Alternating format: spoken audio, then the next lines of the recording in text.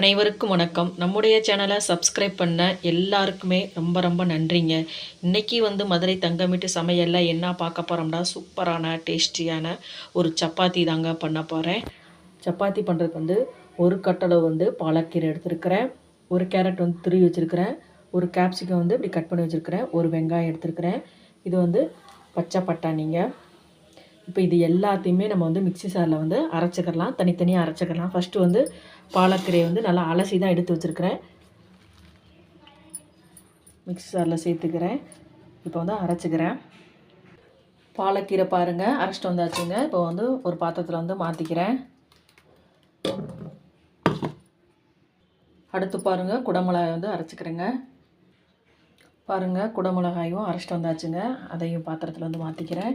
இப்போ பீன்ஸும் வெங்காயம் நம்ம அரைச்சிக்கிறலாம். கேரட் துருவி தான் வச்சுருக்கேன், அதை அப்படியே டைரெக்டாக சேர்த்துக்கலாம். பாருங்கள், எல்லாமே அரைச்சாச்சுங்க. இப்போ கோதுமை மாவு சேர்த்துக்கிறேன். ஒரு 4 கப் அளவு கோதுமை மாவு சேர்த்துக்கிறேன்.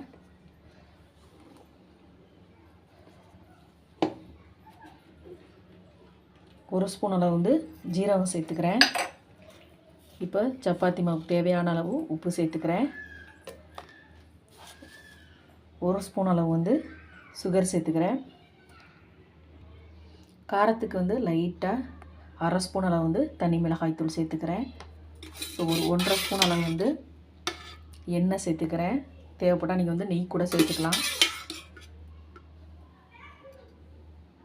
இப்போ சப்பாத்தி மாவு பதத்துக்கு நம்ம பிசைஞ்சுக்கலாம். ஃபஸ்ட்டு தண்ணி ஊற்றிடாதீங்க, ஏன்னா பாலக்கீரையில் தண்ணி இருக்கும். பார்த்துட்டு தண்ணி சேர்த்துட்டு நீங்கள் பிசைஞ்சுக்கங்க. மாவு பாருங்கள், நல்லா சாஃப்டாக இருக்குங்க. நான் மாவு பிசையும் போது தண்ணியே சேர்த்துக்கிறல, ஏன்னா அந்த பாலக்கீரையிலே தண்ணி வந்துச்சு. நல்லா மிக்ஸ் பண்ணி வச்சாச்சுங்க. இப்போ ஒரு பிளேட் போட்டு மூடிடலாம். ஒரு 10 நிமிஷம் மாவு நல்லா ஊறிக்கிறட்டும்.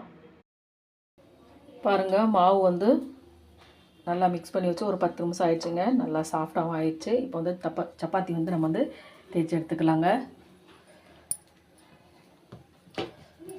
கொஞ்சமாக அது மேலே கோதுமை மாவை தூவிட்டுக்கிறேன். இப்போ தேய்ச்சி எடுத்துக்கலாங்க. பாருங்கள், சப்பாத்தி தேய்ச்சிக்கிட்டேங்க. தோசை தவா ஆல்ரெடி ஹீட் பண்ணிக்கிட்டேன். அது மேலே லைட்டாக எண்ணெய் அப்ளை பண்ணிக்கலாம்.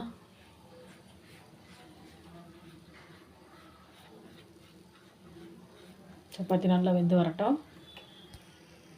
பாருங்கள், அருமையான சப்பாத்தி ரெடி ஆகிடுச்சு. பாருங்கள், இந்த சப்பாத்திக்கு தொட்டு சாப்பிட அப்படியே கூட சாப்பிட்லாங்க, எதுவும் தேவையில்லை. தேவைப்பட்டால் நீங்கள் கொஞ்சமாக தேங்காய் சட்னி வச்சு சாப்பிட்டு பாருங்கள். ரொம்ப ரொம்ப டேஸ்ட்டாக இருக்குங்க, ரொம்ப ஹெல்த்தியானது கூட. இதே மாதிரி சப்பாத்தி செஞ்சு சாப்பிட்டு பாருங்கள், ரொம்ப ரொம்ப டேஸ்ட்டாக இருக்குங்க. ப்ளீஸ் நம்ம சேனலில் பார்க்குறவங்க நம்ம சேனலுக்கு ஆதரவு கொடுங்க. லைக் பண்ணுங்கள், ஷேர் பண்ணுங்கள், கமெண்ட் பண்ணுங்கள், சப்ஸ்கிரைப் பண்ணுங்கள். மறக்காமல் பெல் பட்டனை கிளிக் பண்ணுங்கள். நன்றி, வணக்கம்.